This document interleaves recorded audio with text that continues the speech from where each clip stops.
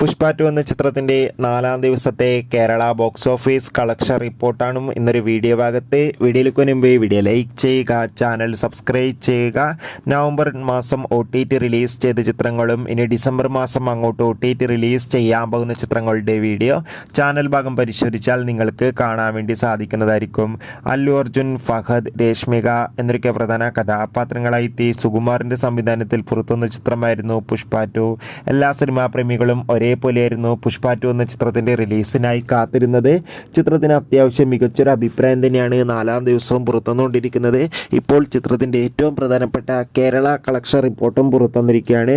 പുഷ്പ 2 എന്ന ചിത്രത്തിന് 4-ാം ദിവസം മാത്രം കേരളത്തിൽ നിന്ന് 3 കോടിക്ക് 3.5 കോടിക്ക് അടുത്ത് കളക്ഷൻ നേടിയെടുക്കാൻ വേണ്ടി സാധിക്കുമെന്നാണ് ട്രാക്കിംഗ് റിപ്പോർട്ടുകൾ സൂചിപ്പിക്കുന്നത്. കാത്തിരിക്കാം ചിത്രത്തിൻ്റെ ഒഫീഷ്യൽ കളക്ഷൻ റിപ്പോർട്ടിനായി.